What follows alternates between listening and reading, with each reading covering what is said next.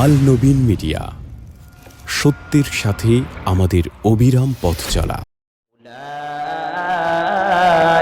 كتب في قلوبهم الإيمان وأيدهم بروح منه وقال رسول الله صلى الله عليه وسلم لا طاعة لمخلوق في معصية الخالق وقال تعالى إن الله وملائكته يصلون على النبي يا أيها الذين آمنوا صلوا عليه وسلموا تسليما اللهم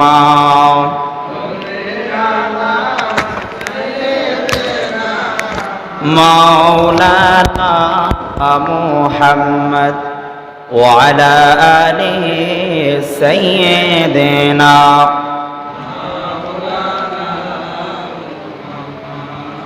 اللهم صل على سيدنا مولانا محمد وعلى آل سيدنا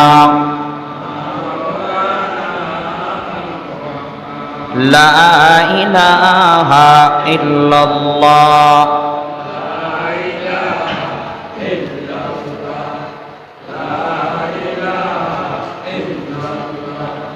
لا إله إلا الله محمد رسول الله صلى الله عليه وسلم আলহামদুলিল্লাহ, মহান আল্লাহ পাকের দরবারে লাখ কোটি শুকর যে আল্লাহ সুবহানাহু ওয়া তাআলা আমাকে আপনাদেরকে পবিত্র জুমার দিনে মসজিদে এসে ইমানি দ্বীনের কিছু কথা বলবার এবং শুনবার তৌফিক দান করেছেন। এই জন্য সকলেই সে মহান পূর্বর আলিশান দরবারে কালিমাতুশ শুকর আদায় করি। সকলে বলে আলহামদুলিল্লাহ। আল্লাহ সুবহানাহু ওয়া তাআলা এমন একটি মাস, এমন একটি দিনে আমাদেরকে একত্রিত হওয়ার তৌফিক দান করেছেন।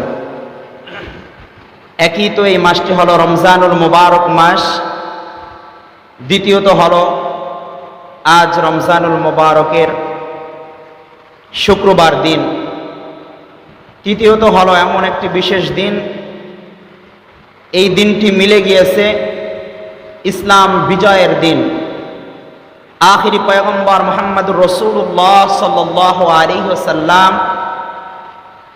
সর্বপ্রথম যে যুদ্ধ ঘোষণা করেছেন, জিহাদ করেছেন, সে জিহাদের নাম হলো বদরের জিহাদ। আজকে হলো সেই বদরের যুদ্ধ ঘোষণা হয়েছে।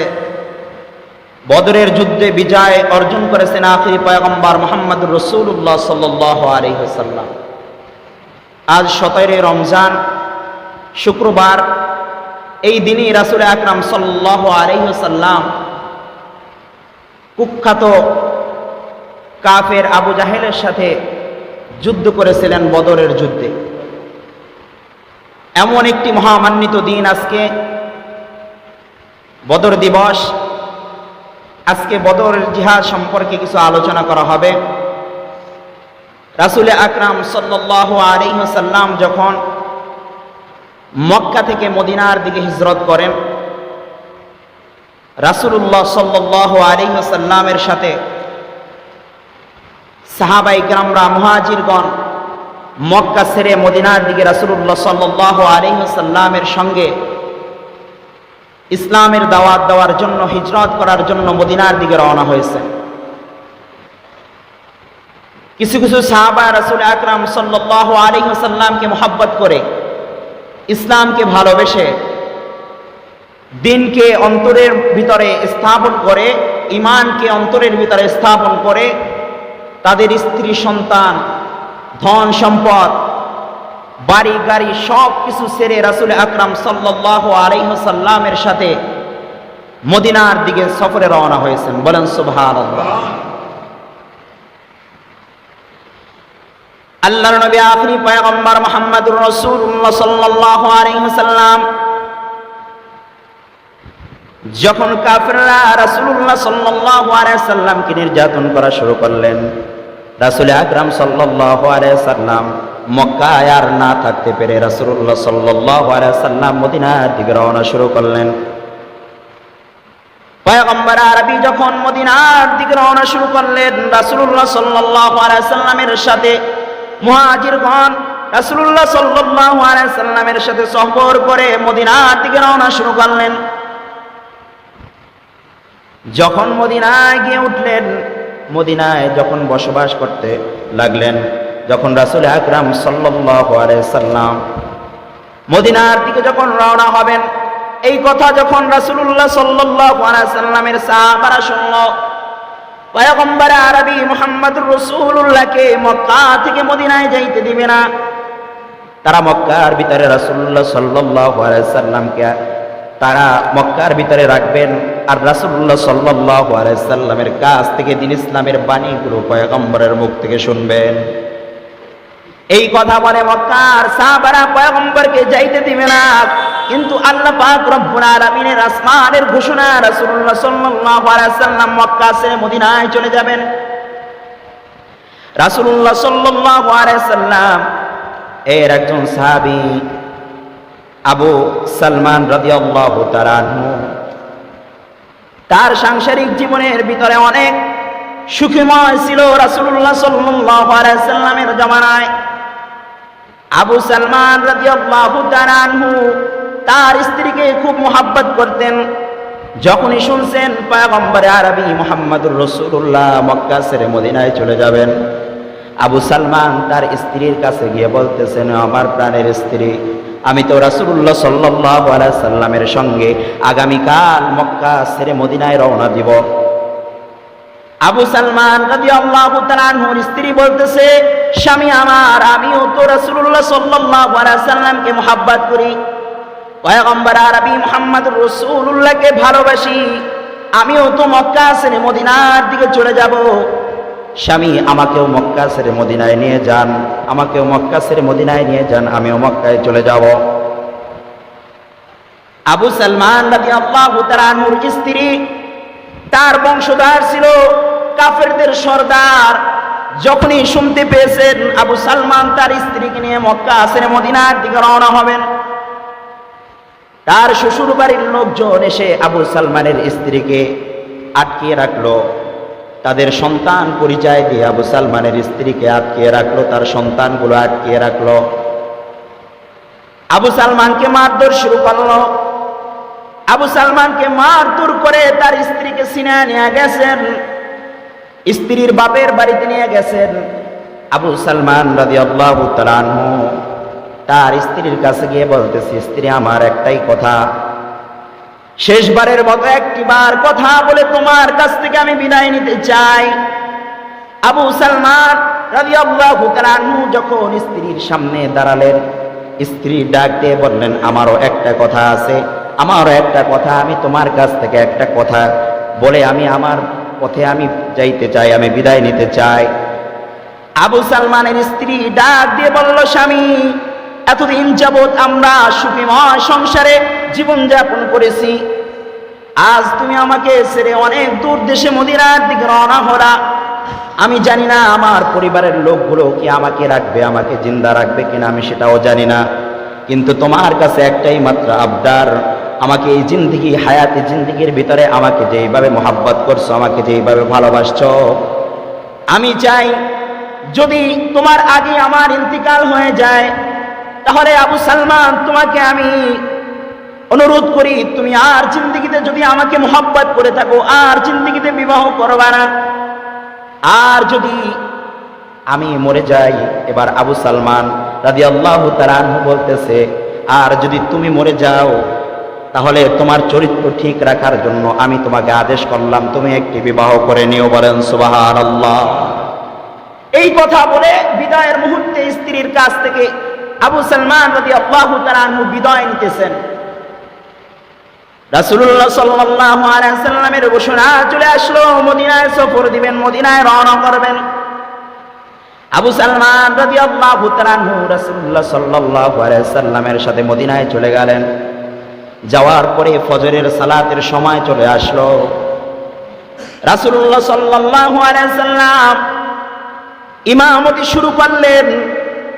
ফজরের সালাত শেষ করার পরে মুহাজির সাহাবীদেরকে নিয়ে মসজিদে নববীর ভিতরে বসে গেলেন।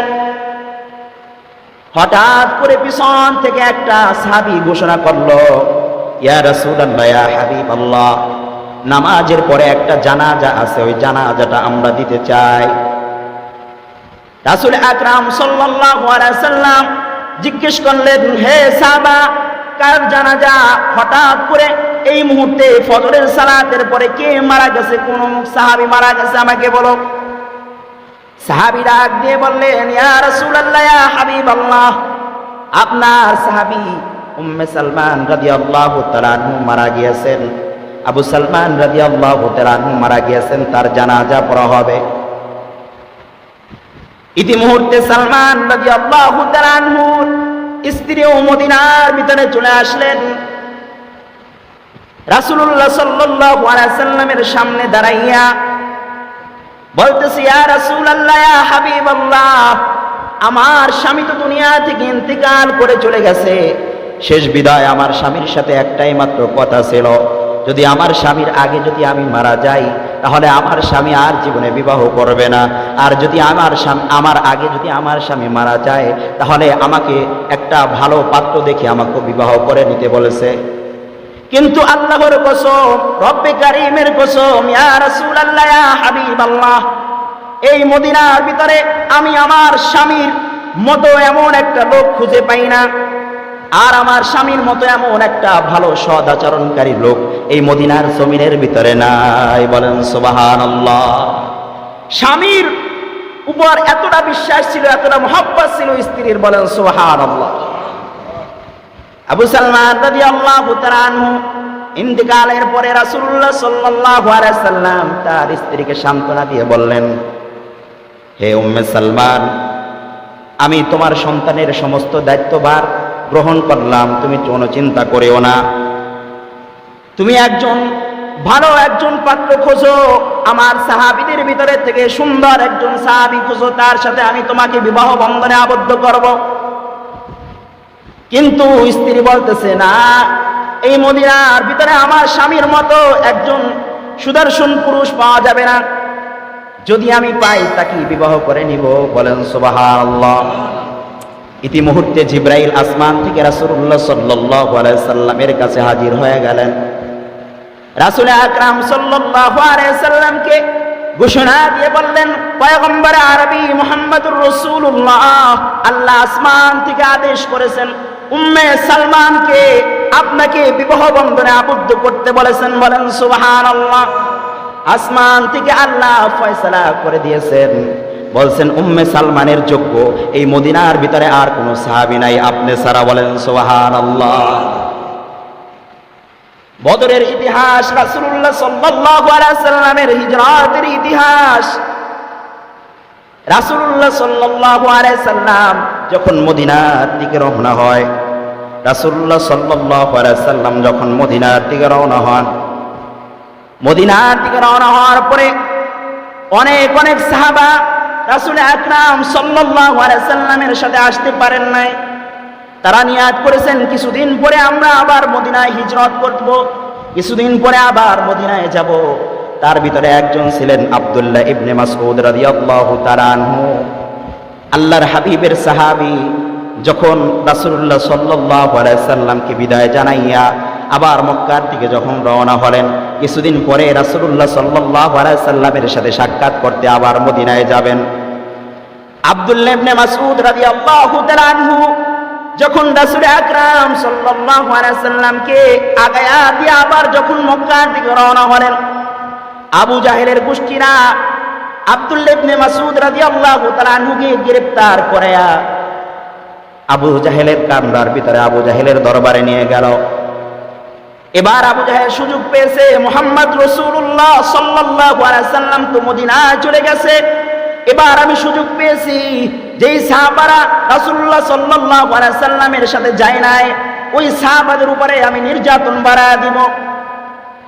আবু জাহেল যখন আব্দুল্লাহ ইবনে মাসউদ রাদিয়াল্লাহু তাআলা আনহুকে গ্রেফতার করলো, গ্রেফতার করার পরে আবু জাহেল আব্দুল্লাহ ইবনে মাসউদ রাদিয়াল্লাহু তাআলা আনহুকে সামনে দাঁড়াইয়া বলল, তুই তোর মুহাম্মাদুর রাসূলুল্লাহর ধর্ম ছেড়ে দে, আল্লাহর ধর্ম ছেড়ে দে। আমি আবু জাহেলকে নেতা মান, আমি আবু জাহেলের ধর্ম গ্রহণ কর, তুই মুহাম্মাদুর রাসূলুল্লাহর ধর্ম ছেড়ে দে। এই কথা যখন আবু জাহেলের মুখ থেকে আব্দুল্লাহ ইবনে মাসউদ রাদিয়াল্লাহু তাআলা আনহুর কানের ভিতরে, কর্ণকুহরের ভিতরে চলে গেল। আব্দুল্লাহ ইবনে মাসউদ রাদিয়াল্লাহু তাআলা আনহুর শরীরটা যেন কারেন্টে শর্ট করলে যেইভাবে এরকম ভাবে ছটফট করে আব্দুল্লাহ ইবনে মাসউদ রাদিয়াল্লাহু তাআলা আনহুর শরীরটা ছটফট শুরু করে দিল। আব্দুল্লাহ ইবনে মাসউদ রাদিয়াল্লাহু তাআলা আনহু যখন এই কথা শোনার পরে ধৈর্য ধারণ করে বললেন, না, আমি মুহাম্মাদের ধর্ম ছাড়তে পারবো না। আর সাথে সাথে আবু জাহেল আব্দুল্লাহ ইবনে মাসউদ রাদিয়াল্লাহু তাআলা আনহুর কানের ভিতরে একটা চপরাঘাত লাগায়া দিল। হঠাৎ করে আব্দুল্লাহ ইবনে মাসউদ রাদিয়াল্লাহু তাআলা আনহুর কানের পর্দা ফেটে রক্ত ছিটকে রক্ত বাহির হওয়া শুরু করলো। আব্দুল্লাহ ইবনে মাসউদ রাদিয়াল্লাহু তাআলা আনহু কানের ভিতরে আঙ্গুলিটা দিয়া আবু জাহেলকে ওই স্থানে বসে দাঁড়াইয়া আবু জাহেলকে ঘোষণা দিল, হে আবু জাহেল, শোন, তুই যেভাবে আজকে আমার কানের ভিতরে থাবর দিয়া চপরাঘাত করে আমার কান থেকে রক্ত বাহির করেছিস, একদিন এমন একটা সময় আসবে, আমি আব্দুল্লাহ ইবনে মাসউদ রাদিয়াল্লাহু তাআলা আনহু আল্লাহর কসম খেয়ে বললাম, এমন একটা সময় আসবে আমি আব্দুল্লাহ ইবনে মাসউদ রাদিয়াল্লাহু তাআলা আনহু তোর সামনে দাঁড়াইয়া তোর দুইটা কানের পর্দা ফাটাইয়া রক্ত বাহির করব। বলেন সুবহানাল্লাহ। আব্দুল্লাহ ইবনে মাসউদ রাদিয়াল্লাহু তাআলা আনহু এই ঘোষণা দিয়া রাসূলুল্লাহ সাল্লাল্লাহু আলাইহি সাল্লামের সাথে সাক্ষাৎ করার জন্য মদিনায় চলে আসলেন। কানের ভিতরে রক্ত, কানের ভিতরে ব্যান্ডেজ করা, রাসূলুল্লাহ সাল্লাল্লাহু আলাইহি সাল্লামের সামনে দাঁড়াইয়া রাসূলুল্লাহ সাল্লাল্লাহু আলাইহি সাল্লামকে সালাম করলেন। সালাম করার পরে রাসূলুল্লাহ জিজ্ঞেস করতেছেন, আব্দুল্লাহ ইবনে মাসউদ, তোমার কানে কি হয়েছে? তোমার কানটা তো অনেক ফোলা দেখা যাইতেছে, তোমার কানটা তো অনেক ব্যথা দেখা যাইতেছে। আব্দুল্লাহ ইবনে মাসউদ রাদিয়াল্লাহু তাআলা আনহু বললেন, ইয়া রাসূলুল্লাহ, ইয়া হাবিবাল্লাহ, আপনি যখন মদিনার দিকে রওনা হলেন, আপনি যখন মদিনায় চলে আসলেন, আপনাকে আগায়া দিয়া যখন আমি আবার মক্কায় চলে গেলাম, আমাকে আবু জাহেলের গোষ্ঠীরা আমাকে গ্রেফতার করে আবু জাহেলের দরবারে নিয়ে যায়। যখন আমাকে প্রস্তাব দেয় আপনার ধর্ম ছেড়ে দিতে, আল্লাহর ধর্ম ছেড়ে দিতে, আমি মানতে রাজি না। এই জন্য আমাকে কানের ভিতরে চপরাঘাত করে আমার কান থেকে রক্ত বাহির করে দিয়েছে। বলেন নাউযুবিল্লাহ। এই জন্য আমার কান ফুলে আছে। তখন রাসূলুল্লাহ সাল্লাল্লাহু আলাইহি সাল্লাম আব্দুল্লাহ ইবনে মাসউদকে সান্ত্বনা দিতেছেন। আব্দুল্লাহ ইবনে মাসউদকে সান্ত্বনা দিয়ে বলতেছেন, আব্দুল্লাহ ইবনে মাসউদ, ধৈর্য ধারণ করো। তখন আব্দুল্লাহ ইবনে মাসউদ রাদিয়াল্লাহু তাআলা আনহু বলতেছে, ইয়া রাসূলুল্লাহ, আমি তো ধৈর্য ধারণ করেছিলাম, কিন্তু আবু জাহেলের সামনে আমি একটা বড় গলায় কথা বলে আসছি, এমন একটা কথা বলে আসছি যে আজকে তুমি আমার একটা কানের ভিতরে সিমকে রক্ত বাহির করেছো, এমন একটা সময় আসবে তোমার দুইটা কান থেকে আমি রক্ত বাহির করব, এমন একটা কথা বলে আমি আসছি। কিছুদিন যেতে না যেতে রাসূলুল্লাহ সাল্লাল্লাহু আলাইহি সাল্লামের কাছে ঘোষণা আসলো যে আবু জাহেল এরকম ভাবে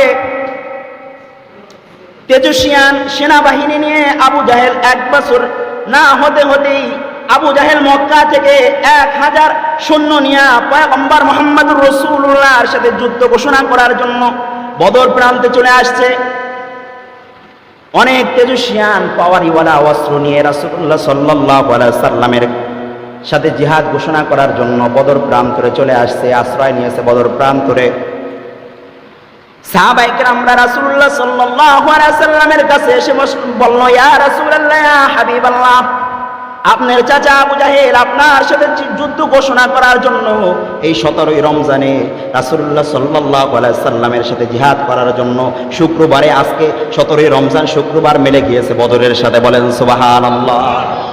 আজকে দিনে রাসূলুল্লাহ সাল্লাল্লাহু আলাইহি সাল্লামের প্রথম জিহাদ বদরের প্রান্তরে 1000 সৈন্য নিয়ে আবু জাহেল রাসূলুল্লাহ সাল্লাল্লাহু আলাইহি সাল্লামের সাথে জিহাদ ঘোষণা করার জন্য বদর প্রান্তরে এসেছিল। বলেন সুবহানাল্লাহ। রাসূল আকরাম সাল্লাল্লাহু আলাইহি সাল্লামের কানে এসে খবর বসলো, কিন্তু কেবল নতুন নতুন সাহাবীরা, নতুন নতুন মুহাজিররা, নতুন নতুন আনসাররা রাসূলুল্লাহ সাল্লাল্লাহু আলাইহি সাল্লামের কাছে ইসলাম ধর্ম গ্রহণ করলেন। রাসূলুল্লাহর কাছে যখন এই সংবাদটা পৌঁছলো, রাসূলুল্লাহ সাল্লাল্লাহু আলাইহি সাল্লাম চিন্তিত হয়ে গেল যে কেবল নতুন ইসলাম গ্রহণ করলো, কেবল নতুন মুসলমান হলো কিছু মুহাজির সাহাবীরা আমি মক্কা থেকে নিয়ে আসলাম, আর মদিনার ভিতরে কিছু নতুন নতুন সাহাবারা, নতুন নতুন আনসাররা ইসলাম ধর্ম গ্রহণ করলো। ইসলাম ধর্মের জন্য তাদের স্ত্রী, তাদের সন্তান, তাদের ধন সম্পদ সব কিছু বিলীন করে দিয়ে আমি পয়গম্বরের সাথে মদিনার ভিতরে উঠছে। আর যদি আমি জিহাদের ঘোষণা দেই, আর যদি আমি জিহাদের কথা বলি, যদি আমার সাহাবারা, আমার আনসার সাহাবারা যদি না করে দেয়, তাহলে তো আল্লাহর আসমান থেকে ওই সাহাবাদের উপরে গজব আসবে। বলেন নাউজুবিল্লাহ। রাসূলুল্লাহ চিন্তা করতেছেন মসজিদে নববীর ভিতরে বসে। রাসূল আকরাম সাল্লাল্লাহু আলাইহি ওয়াসাল্লাম চিন্তা করার পরে চিন্তা করে বলতেছে, না না, আমি সাহাবাদেরকে এত সহজে বলবো না জিহাদ করার জন্য। যদি আমি জিহাদ করার কথা বলি, তাহলে যদি তারা না করে দেয়, তাহলে তো আল্লাহর আসমান থেকে গজব চলে আসবে। আল্লাহ পাক রব্বুল আলামিন পয়গম্বরের না কথা শুনতে পারবে না। বলেন সুবহানাল্লাহ। কিন্তু আনসার মুহাজির সাহাবীদের মনের ভিতরে এমন ছিল, যদি পয়গম্বর মুহাম্মদুর রাসূলুল্লাহর মন যদি খারাপ থাকতো, তাদের জিজ্ঞাসা করার কোনো দরকার ছিল না। পয়গম্বর মুহাম্মদুর রাসূলুল্লাহর মনকে ভালো করার জন্য তারা এরকম ভাবে অস্থির হয়ে যেত, পয়গম্বর মুহাম্মদুর রাসূলুল্লাহর মুখে কিভাবে হাসি ফোটানো যায়। এবার দেখতেছে মসজিদে নববীর ভিতরে পয়গম্বর মুহাম্মদুর রাসূলুল্লাহ চিন্তিত হয়ে বসে আছেন। সাহাবায়ে কেরাম, একজন আনসার সাহাবী এসে রাসূলুল্লাহ সাল্লাল্লাহু আলাইহি ওয়াসাল্লামের কাছে জিজ্ঞেস করতেছে, ইয়া রাসূলুল্লাহ, ইয়া হাবিবাল্লাহ, আপনি চিন্তিত কেন? আপনি পেরেশান কেন? আপনার মুখ মলিন কেন? আমাদের একটু বলেন। তখন বলতেছে, হে সাহাবারা শোনো, আমি তো মক্কা ছেড়ে মদিনার ভিতরে চলে আসছি, কিন্তু মক্কার কাফেররা ক্ষান্ত থাকে নাই। আমি পয়গম্বরকে ঘায়েল করার জন্য, আমি পয়গম্বরকে দুনিয়া থেকে উৎখাত করার জন্য, আল্লাহর দিন দুনিয়া থেকে বিদায় করার জন্য তারা উঠে পড়ে লেগেছে। তারা মক্কা ছেড়ে আবার মদিনার ভিতরে আমার সাথে জিহাদ ঘোষণা করার জন্য বদর প্রান্তরে চলে আসছে। একজন মুহাজির সাহাবী তা বলতেছে, ইয়া রাসূলুল্লাহ, ইয়া হাবিবাল্লাহ, আপনার কোনো চিন্তা নাই, আপনার কোনো ভয় নাই।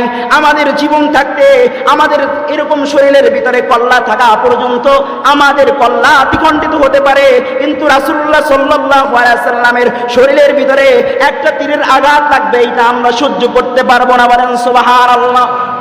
একজন মুহাজির সাহাবী দাঁড়ায় বলতেছে, ইয়া রাসূলুল্লাহ, ইয়া হাবিবাল্লাহ, আমাদের জীবন থাকতে আপনার কোনো ভয় নাই। একে একে করে সমস্ত আনসার সাহাবীরা বলতেছে, ইয়া রাসূলুল্লাহ, আমাদের জীবন থাকতে আপনার কোনো ভয় নাই। সকল মুহাজির সাহাবীরা রাসূলুল্লাহ সাল্লাল্লাহু আলাইহি ওয়াসাল্লামকে আশ্বাস দিতে রাজি হয়ে গেলেন, ইয়া রাসূলুল্লাহ, ইয়া হাবিবাল্লাহ, আমরা ওই বদর প্রান্তরে আপনার বিপক্ষে যারা আছে তাদের সাথে জিহাদ ঘোষণা করার জন্য আমরা বদর প্রান্তরে যাইতে চাই। বলেন সুবহানাল্লাহ। রাসূল আকরাম সাল্লাল্লাহু আলাইহি ওয়াসাল্লাম বলতেছে, তোমরা তো সংখ্যায় কম, আর আবু জাহেল তো 1000 সৈন্য নিয়ে, এরকম ভাবে সেনাবাহিনী নিয়ে বদর প্রান্তরে তোমাদের জন্য যুদ্ধ ঘোষণা করেছেন, তোমরা কিভাবে তাদের সাথে যুদ্ধ করবা? তখন আনসার সাহাবীরা, মুহাজির সাহাবীরা বলতেছে, ইয়া রাসূলুল্লাহ, ইয়া হাবিবাল্লাহ, আপনার কোনো চিন্তা নাই, আপনার কোনো ভয় নাই। আমাদের সাথে আল্লাহ এবং আল্লাহর রাসূল আছে। আমাদের সাথে যদি আল্লাহ এবং আল্লাহর রাসূল থাকে, তাহলে আমাদের হাতের ভিতরে আর কোনো অস্ত্রের প্রয়োজন না। রাসূলুল্লাহ সাল্লাল্লাহু আলাইহি ওয়াসাল্লাম, অনেক লম্বা কাহিনী।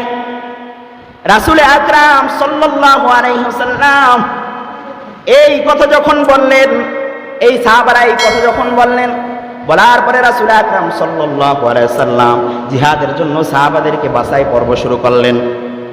বাছাই করতে করতে রাসূল আকরাম সাল্লাল্লাহু আলাইহি ওয়াসাল্লাম কোন সাহাবীদেরকে যুদ্ধে নেবেন, যেই সাহাবীরা তেজস্বিয়ান সাহাবী, যাদের শরীর ভালো, যুবক সাহাবী, যারা জিহাদ করতে সফল হবে, ওই সাহাবীদেরকে নিয়ে রাসূলুল্লাহ সাল্লাল্লাহু আলাইহি ওয়াসাল্লাম যুদ্ধে যাবেন। ইতি মুহূর্তে পয়গম্বর আরবি যখন বাছাই পর্ব শুরু করলেন, বাছাই করতে করতে করতে করতে এক পর্যায়ে কাতারের ভিতরে গিয়ে দেখলেন 10 বছরের ছোট্ট একটা বালক ওই কাতারের ভিতরে দাঁড়ায় আছে। বলেন সুবহানাল্লাহ। কেমন অবস্থায় দাঁড়ায় আছেন? কিতাবের ভিতরে আসছে, ওই সাহাবীটা তার পায়ের বৃদ্ধ আঙ্গুলটা এরকম বৃদ্ধ আঙ্গুলে ভর করে, গলাটা উঁচু করে ওই কাতারের ভিতরে দাঁড়ায় আছে। বলেন সুবহানাল্লাহ। রাসূল আকরাম সাল্লাল্লাহু আলাইহি ওয়াসাল্লাম যখন ওই বালকের পা থেকে মাথা পর্যন্ত যখন তাকাইলেন, পয়গম্বর আরবি মুহাম্মদুর রাসূলুল্লাহ দেখলেন ওই ছেলেটা, বালকটা বড় হওয়ার জন্য তার বৃদ্ধ আঙ্গুলে ভর করে এরকম ভাবে উঁচু হয়ে দাঁড়িয়ে আছেন। বলেন সুবহানাল্লাহ। রাসূল আকরাম সাল্লাল্লাহু আলাইহি সাল্লাম জিজ্ঞেস করলেন, হে বালক, বালকটার নাম ছিল মুআজ। বলতেছে, মুআজ, তুমি কেন কাতারের ভিতরে দাঁড়াইছো? তুমি কেন কাতারের ভিতরে দাঁড়িয়ে আছো? মুআজ জবাবে বললেন, ইয়া রাসূলুল্লাহ, ইয়া হাবিবাল্লাহ, আমি তো শুনেছি ইসলাম বিজয়ের জন্য আমার ভাইরা, আমার বাপ চাচারা জিহাদের ময়দানে রওনা হবেন। আজকে যদি আমার বাবা বেঁচে থাকতো তাহলে আমার বাবাও জিহাদের ময়দানে যাইতো। কিন্তু ইয়া রাসূলুল্লাহ, ইয়া হাবিবাল্লাহ, আমরাও তো আপনাকে মুহাব্বত করি, আমরাও তো আপনাকে ভালোবাসি। বলেন সুবহানাল্লাহ। ইয়া রাসূলুল্লাহ, ইয়া হাবিবাল্লাহ, আপনি তো এমন সাহাবীদেরকে খুঁজতেছেন যেই সাহাবীরা যুবক, যেই সাহাবীদের শরীরের পৃষ্ঠপুষ্ট, যেই সাহাবীরা তেজস্বিয়ান, এমন সাহাবীদেরকে খুঁজতেছেন। ইয়া রাসূলুল্লাহ, ইয়া হাবিবাল্লাহ, আমি তো ছোট্ট, আমার বয়স মাত্র 13 বছর। আমি এই জন্য আমার পায়ের বিদ্যা আঙ্গুলিতে ভর করে আমি উঁচু হয়ে দাঁড়িয়ে আছি। বলেন সুবহানাল্লাহ। আপনি যখন সাহাবীদেরকে বাছাই করবেন, আপনার নজরে যেন আমার গলাটা উঁচু দেখায়, আমার বটিটা যেন উঁচু দেখায়, আর যেন আমাকে এরকম জিহাদের ময়দানে যাওয়ার পারমিশন দিয়ে দেন। এই জন্য আমি আমার পায়ের বিদ্যা আঙ্গুলিতে ভর করে আমি দাঁড়িয়ে আছি। বলেন সুবহানাল্লাহ। মুআজ রাদিয়াল্লাহু তাআলা আনহু, আল্লাহর হাবিবের সাহাবী, এই কথা বলার পরে রাসূল আকরাম সাল্লাল্লাহু আলাইহি সাল্লাম দুইটা চোখের পানি ছেড়ে বললেন, মুআজ, আমি আজকে তোমার জন্য আল্লাহর কাছে ফরিয়াদ জানাই, আল্লাহ যেন জিহাদের ময়দানে তোমাকে নিয়ে তোমার হাত দ্বারা যেন কাফেরদের একটা বড় শত্রুকে যেন তোমার হাত দ্বারা আল্লাহ ঘায়েল করায়। বলেন সুবহানাল্লাহ। এই কথা বলতে না বলতেই রাসূলুল্লাহ সাল্লাল্লাহু আলাইহি সাল্লাম বাসাই পর্ব থেকে আরেকটু সামনে গেলেন। আরেকটু সামনে গিয়ে দেখলেন আরেকটা ছোট্ট বালক, মুআজের চেয়েও আরেকটু ছোট্ট একটা বালক। ওই বালকটাও বিদ্যা আঙ্গুলিতে ভর করে দাঁড়িয়ে আছেন। রাসূলুল্লাহ সাল্লাল্লাহু আলাইহি সাল্লাম জিজ্ঞেস করলেন, তুমি এই কাতারের ভিতরে কেন দাঁড়াইছো? মুআইজ রাদিয়াল্লাহু তাআলা আনহু রাসূলুল্লাহ সাল্লাল্লাহু আলাইহি ওয়াসাল্লাম রাসূলুল্লাহ সাল্লাল্লাহু আলাইহি সাল্লামকে বলতেছি, ইয়া রাসূলুল্লাহ, আমিও জিহাদের ময়দানে যুদ্ধ করতে যাইতে চাই।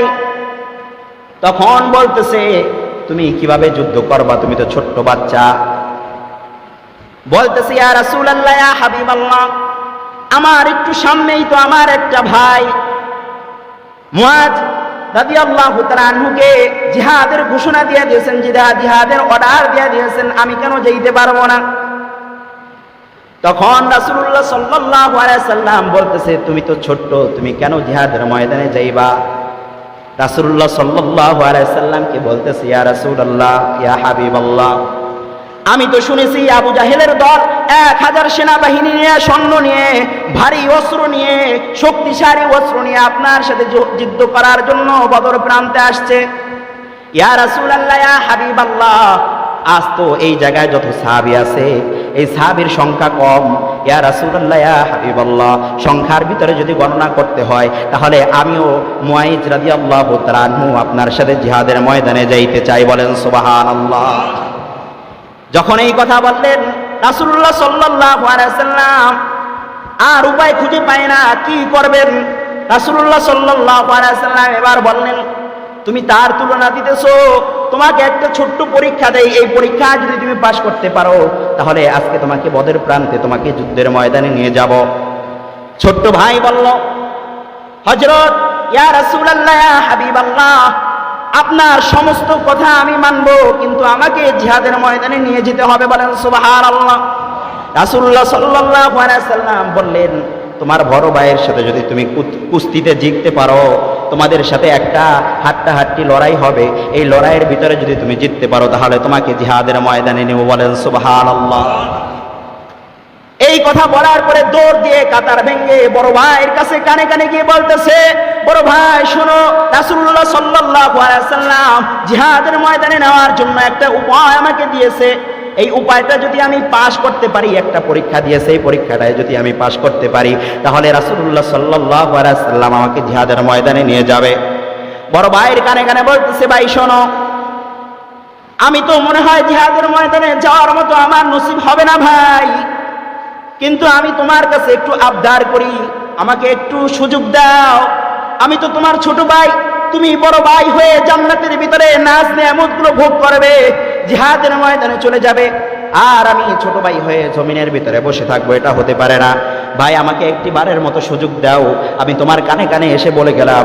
যখনই রেফারি বাঁশি ফু দিবে, যখনই আমাদের সাথে কুস্তি শুরু হয়ে যাবে, আমাদের সাথে লড়াই শুরু হয়ে যাবে, ভাই তোমার কাছে অনুরোধ করে বলি, তোমাকে যখন আমি আঘাত করব তুমি জমিনের ভিতরে পড়ে যাবা।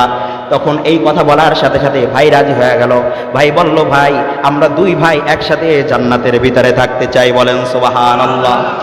ছোট্ট সাহাবীর ভিতরে ঈমানের কতটা জজবা ছিল, বলেন সুবহানাল্লাহ। এই কথা বলার সাথে সাথে রেফারি যখন বাঁশির ভিতরে ফুৎকার দিলেন, রেফারির বাঁশির ফু পেয়ে যখন ছোট্ট ভাই বড় ভাইকে আঘাত করলেন, বড় ভাই জমিনের ভিতরে পড়ে গেলেন। ছোট্ট ভাই উঠে বড় ভাইয়ের বুকের উপরে বসে বড় ভাইয়ের গালের ভিতরে এরকম গাল দুইটা ধইরা টানতেছে, বলেন সুবহানাল্লাহ। রাসূল আকরাম সাল্লাল্লাহু আলাইহি ওয়াসাল্লাম পাশে দাঁড়াইয়া এই দৃশ্য যখন দেখলেন, ইয়া রাসূলুল্লাহ, ইয়া হাবিবাল্লাহ, আর বুঝতে বাকি নাই যে আমার ছোট্ট সাহাবী মুআজ এবং মাআজ রাদিয়াল্লাহু তাআলা আনহুর মনের ভিতরে আমি হাবিবে কিবরিয়ার প্রেম কতটা মুহাব্বত, এইটা আর রাসূলুল্লাহর বুঝতে বাকি নাই, বলেন সুবহানাল্লাহ। এই দৃশ্য দেখে পয়গম্বর আরবি মুহাম্মদুর রাসূলুল্লাহ তাদেরকে বদরের যুদ্ধের ঘোষণা, বদরের যুদ্ধে যাওয়ার জন্য অর্ডার দিয়ে দিলেন, পারমিশন দিয়ে দিলেন, বলেন সুবহানাল্লাহ। যখন 313 জন সাহাবী বাছাই পর্ব শেষ হয়ে গেল, 313 জন সাহাবী রাসূলুল্লাহ সাল্লাল্লাহু আলাইহি সাল্লাম নিয়া বদরের প্রান্তে রওনা করেন। রাসূল আকরাম সাল্লাল্লাহু আলাইহি সাল্লাম এই দিনে, আজকে শুক্রবার 17 রমজানে, রাসূলুল্লাহ সাল্লাল্লাহু আলাইহি সাল্লাম বদর প্রান্তে রওনা হন, বলেন সুবহানাল্লাহ। 313 জন সাহাবী নিয়া 1000 সাহাবীদের সাথে জিহাদ করার জন্য কি নিয়ে গিয়েছিলেন? এবার জিহাদ করার জন্য তারা অস্ত্র খুঁজতেছে, কোথাও অস্ত্র নাই, সময় চলে যাবে, যদি দেরি করে তাহলে আবু জাহেলের গোষ্ঠী এসে আক্রমণ করবে পয়গম্বরের উপর। তাড়াতাড়ি তারা রওনা হলেন। একজনের হাতে, কেউর হাতে খাজুর গাছের এই যে শাক আছে, খাজুর গাছের, যেমন খাজুর গাছের বাগা আছে না, ওইগুলা নিয়া, কারো হাতে 2টা পাথর, কারো হাতে মাটির টুকরা, কারো হাতে মেসওয়াক, এইগুলা নিয়া বদরের প্রান্তরে 313 জন সাহাবী নিয়া পয়গম্বর আরবি মুহাম্মদুর রাসূলুল্লাহ রওনা হলেন, বলেন সুবহানাল্লাহ। যখন বদর প্রান্তে গিয়ে উপস্থিত হলেন, ছোট্ট মাস এবং মুআজ রাদিয়াল্লাহু তাআলা আনহু, আব্দুল্লাহ ইবনে মাসউদ রাদিয়াল্লাহু তাআলা আনহুর 2টা কাঁধের ভিতরে হাত দিয়া বলতেছে, চাচা। আব্দুল্লাহ ইবনে মাসউদ রাদিয়াল্লাহু তাআলা আনহুর কথা মনে আছে? আব্দুল্লাহ ইবনে মাসউদ রাদিয়াল্লাহু তাআলা আনহু ওই যে মক্কা থেকে যখন রাসূলুল্লাহ সাল্লাল্লাহু আলাইহি সাল্লামকে বিদায় দেওয়ার সময় তাকে এরকম ভাবে আবু জাহেল জেলখানার ভিতরে আবদ্ধ করেছিল, তার কানের পর্দা ফাটায়া দিছিল। ওই আব্দুল্লাহ ইবনে মাসউদ রাদিয়াল্লাহু তাআলা আনহু যুদ্ধের ময়দানে 313 জন সাহাবীদের ভিতরে একজন হলো আব্দুল্লাহ ইবনে মাসউদ রাদিয়াল্লাহু তাআলা আনহু, বলেন সুবহানাল্লাহ। 2টা ছোট্ট সাহাবী আব্দুল্লাহ ইবনে মাসউদ রাদিয়াল্লাহু তাআলা আনহুর কাদের ভিতরে হাত দিয়া বলতেছে, চাচা, আমরা যার বিরুদ্ধে যুদ্ধ করতে আসছি ওই লোকটাকে তো আমরা চিনি না। তখন আব্দুল্লাহ ইবনে মাসউদ রাদিয়াল্লাহু তাআলা আনহুর কাছে বলতেছে, চাচা যান, আমরা আবু জাহেলকে একটিবার দেখতে চাই, আমরা আবু জাহেলকে একটিবার দেখতে চাই। আব্দুল্লাহ ইবনে মাসউদ রাদিয়াল্লাহু তাআলা আনহু 2 জনের গালের ভিতরে এরকম ভাবে মস্করা করে 2 জনের গালের ভিতরে একটা টান দিয়ে বললেন, বাতিজা, তোমরা তো ছোট্ট, আবু জাহেলকে চিনে তোমাদের কি হবে, তোমরা এই জায়গায় দাঁড়াও। যখন কোনো সাহাবীরা যুদ্ধ করতে করতে হয়রান হয়ে যাবে, যুদ্ধ করতে করতে ক্লান্ত হয়ে যাবে, ওই সাহাবীদেরকে পানি আগায়া দিবা। তোমরা 2 জন সাহাবী, তোমাদের দায়িত্ব এইটা, তোমাদের যুদ্ধ করার কোনো দরকার নাই, বলেন সুবহানাল্লাহ। এই কথা বলার পরে মুআজ এবং মুআজ রাদিয়াল্লাহু তাআলা আনহু বারে বারে আব্দুল্লাহ ইবনে মাসউদ রাদিয়াল্লাহু তাআলা আনহুকে আকুতি করতেছে, চাচা যান, একটিবার আবু জাহেলকে, রাসূলুল্লাহ সাল্লাল্লাহু আলাইহি ওয়াসাল্লামের দুশমনটাকে একটাবার আমাকে দেখায়া দেন, আমরা একটাবার আমাদের চোখ দিয়ে দেখতে চাই, বলেন সুবহানাল্লাহ। আব্দুল্লাহ ইবনে মাসউদ রাদিয়াল্লাহু তাআলা আনহু এই কথা শোনার পরে মুআজ এবং মুআজ রাদিয়াল্লাহু তাআলা আনহুকে বললেন, ও আমার ভাতিজারা, তোমরা সামনের দিকে তাকাও। ওই যে দেখো 1000 সৈন্য নিয়ে যেই দলটা, ওই দলটার মাঝখানে একটা ঘোড়া নিয়ে চতুর্পাশে 1000 সৈন্য তাকে পাহারা দিতেছে, ওইটা হলো আবু জাহেল। ওই যে দেখো ওই সৈন্যের ভিতরে সর্বার মাঝখানে যে ব্যক্তিটা, এরকম পাওটা ফাঁকা করে ঘোড়ার উপরে বসে আছে তরবারি নিয়ে, ওই লোকটা হলো আবু জাহেল। এই কথা শোনার পরে মাআজ এবং মুআজ রাদিয়াল্লাহু তাআলা আনহুর হাতের ভিতরে খেজুর গাছের ছড়ি ছিল, খেজুর গাছের দুইটা ডানা ছিল, ওই খেজুর গাছের ছড়ি দুইটা নিয়া মাআজ এবং মুআজ রাদিয়াল্লাহু তাআলা আনহু দৌড় দিয়া জিহাদের ময়দানের মাঠের মাঝখানে চলে গেল। বলেন সুবহানাল্লাহ। বীর ঠেলে, সেনা সৈন্যদেরকে ঠেলে আবু জাহেলের কাছ পর্যন্ত চলে গেছে। সব সেনারা মনে করতেছে ছোট্ট বাচ্চা ভিতরে ঢুকতেছে, তো কোনো বাধা দেওয়া যায় না, ছোট্ট বাচ্চা বলে এরকম তাকে ছাড় দিয়া দিছেন। কিন্তু মুআজ এবং মুআজ রাদিয়াল্লাহু তাআলা আনহু দৌড় দিয়া ছোট্ট দুইটা শিশু আবু জাহেলের কাছ পর্যন্ত চলে গেল। যাওয়ার পরে ঘোড়া তো অনেক তেজস্বিয়ান ঘোড়া নিয়ে আসছেন আবু জাহেল, যুদ্ধ করার জন্য পয়গম্বরকে ঘায়েল করবে, মুহাম্মদুর রাসূলুল্লাহকে দুনিয়া থেকে বিদায় করে দিবে, এই নিয়ত করে আসছেন। ছোট্ট দুইটা সাহাবী এরকম ভাবে ফাঁক ফোকর দিয়া আবু জাহেলের কাছে যখন চলে গেলেন, ঘোড়ার সামনে দাঁড়াইয়া বলতেছে, তুমি বুঝি আবু জাহেল? আবু জাহেল ছোট্ট দুইটা শিশুকে দিয়া খুশি হয়ে গেলেন, দেখে খুশি হয়ে গেলেন, যে বুঝতেছেন যে ছোট্ট দুইটা শিশু, সে আবার কি আক্রমণ করবে, এই জন্য ওই ছোট্ট দুইটা শিশুকে এরকম দুষ্টামি করে বলতেছে, হ্যাঁ আমি আবু জাহেল, তোমরা কারা, তোমরা কোথা থেকে আসছো? এই কথা বলার সাথে সাথে ছোট্ট দুইটা শিশু তাদের হাতের ভিতরে খাজুর গাছের যে ছড়ি ছিল, ওই ছড়ি দিয়ে আবু জাহেলের পায়ের ভিতরে আক্রমণ করে দিলেন। বলেন সুবহানাল্লাহ। আক্রমণ করার সাথে সাথে আবু জাহেল ঘোড়া থেকে জমিনের ভিতরে পড়ে গেল। জমিনের ভিতরে পড়ার সাথে সাথে ছোট্ট দুইটা শিশু আরো জোরে জোরে আক্রমণ করা শুরু করলেন, আরো জোরে জোরে আঘাত করা শুরু করলেন। বলেন সুবহানাল্লাহ। এমন আঘাত করেছে, ওই যে ঘোড়ার পিঠ থেকে জমিনের ভিতরে পড়ছে, মাজা টান করে আর জমিন থেকে আবু জাহেল উঠতে পারে না। বলেন সুবহানাল্লাহ। ইমানের কতটা ত্যাগ ছিল ছোট্ট সাহাবীদের ভিতরে। বলেন সুবহানাল্লাহ। আজকে এই দিনে শুক্রবারে 17 রমজানে বদরের যুদ্ধে এই ঘটনা ঘটেছে। বলেন সুবহানাল্লাহ। যখন আবু জাহেলকে আক্রমণ শুরু করলেন, আক্রমণ করতে করতে এক পর্যায়ে সেনা সদস্যরা তরবারি দিয়ে ওই ছোট্ট শিশুদের ভিতরে বড় যে সাহাবীটা ছিল মুআজ রাদিয়াল্লাহু তাআলা আনহুর হাতের ভিতরে একটা কাফের এসে যখন আঘাত শুরু করলেন, মুআজ রাদিয়াল্লাহু তাআলা আনহুর ডান হাতটা এরকম ভাবে পড়ে গেলেন, শুধু চামড়ার ভিতরে একটু বেজেছিলেন। মুআজ রাদিয়াল্লাহু তাআলা আনহু এরপরেও খাজুর গাছের ছড়ি দিয়া এরকম ভাবে কাফেরদেরকে আক্রমণ করতেছে। বলেন সুবহানাল্লাহ। ডান হাত কেটে ঝুলন্ত অবস্থায় আছে, কিন্তু ছোট্ট সাহাবী বাম হাত দিয়া খাজুর গাছের এরকম ছড়ি দিয়া কাফেরদেরকে আক্রমণ করতেছেন। আক্রমণ করতে করতে দেখে এক সময় ডান হাতটা আবার বাম হাতের সাথে ঝুলে ঝুলে লেগে যায়, বিরক্ত হয়ে যাইতেছেন। হঠাৎ করে মাথায় চিন্তা আসলেন যে ডান হাতটা বড় আমাকে বিরক্ত করতেছে, ডান হাতটা আমি ফালাইয়া দেই। মুআজ রাদিয়াল্লাহু তাআলা আনহু জমিনের ভিতরে ডান হাতটা ফালাইয়া বাম পায়ের তলে ডান হাতটা রেখে একটা টান দিয়া ডান হাতটা ছিঁড়ে ফেলেছে। বলেন সুবহানাল্লাহ। ছোট্ট সাহাবী আল্লাহর হাবিবকে কতটা মহব্বত করতেন, আল্লাহর হাবিবকে কতটা ভালোবাসতেন। ডান হাতটা যখন জমিন থেকে ছিঁড়ে ফেললেন, হঠাৎ করে আবার অন্য একটা কাফের এসে বাম হাতের উপরে আবার যখন ছোট্ট সাহাবীকে আঘাত করলেন, ছোট্ট সাহাবী চিৎকার মেরে হাত করে আল্লাহকে ডাকতেছেন আর বলতেছেন, ইয়া রাসূলুল্লাহ, ইয়া হাবিবাল্লাহ, আপনার জন্য আমার দুইটা হাত কাটা গিয়েছে, কিন্তু আমার জবান এখনো মজবুত আছে। ইয়া রাসূলুল্লাহ, ইয়া হাবিবাল্লাহ, আমার জবান দ্বারা আমি কাফেরদেরকে প্রতিহত করব। আমার জবান, আমার বুকের ভিতরে আমার রূহ যতক্ষণ পর্যন্ত আছে, আমার জবান যতক্ষণ পর্যন্ত আছে, ইয়া রাসূলুল্লাহ, ইয়া হাবিবাল্লাহ, আমার জবান থেকে কাফেরদেরকে ততক্ষণ পর্যন্ত আমি প্রতিহত করব। বলেন সুবহানাল্লাহ। এই কথা বলার পরে আরেকটা কাফের এসে ওই ছোট্ট সাহাবেটার গর্দানটা জমিনের ভিতরে ফালাইয়া দিল। বলেন সুবহানাল্লাহ। রাসূল আকরাম সাল্লাল্লাহু আলাইহি সাল্লামের সাহাবী শহীদ হয়ে গেলেন, কিন্তু আবু জাহেল জমিনের ভিতরে ছটফট শুরু করে দিলেন। এক পর্যায়ে রাসূল আকরাম সাল্লাল্লাহু আলাইহি সাল্লামের 13 জন সাহাবী শহীদ হয়ে গেলেন। কাফেরদের অনেক সাহাবী শহীদ হয়ে গেলেন। কাফেরদের অনেক সাহাবী তাদেরকে জাহান্নামে পাঠায়া দিয়া যখন যুদ্ধ শেষ হয়ে গেল, আবু জাহেল জমিনের অবস্থায় উবুত হয়ে পড়ে আছে জমিনের ভিতরে। যখন রাসূল আকরাম সাল্লাল্লাহু আলাইহি সাল্লাম দূর থেকে দেখতেছেন আবু জাহেল এখনো ইন্তেকাল করে নাই, আবু জাহেল এখনো মরে নাই।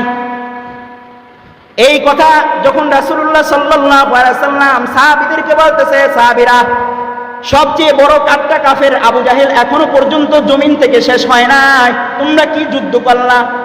এই কথা যখন আব্দুল্লাহ ইবনে মাসউদ রাদিয়াল্লাহু তাআলা আনহুর কানের ভিতরে কর্ণকহরের ভিতরে চলে গেল, আব্দুল্লাহ ইবনে মাসউদ রাদিয়াল্লাহু তাআলা আনহু দৌড় দিয়ে চলে আসলেন, জিহাদের ময়দানের মাঝখানে চলে আসলেন।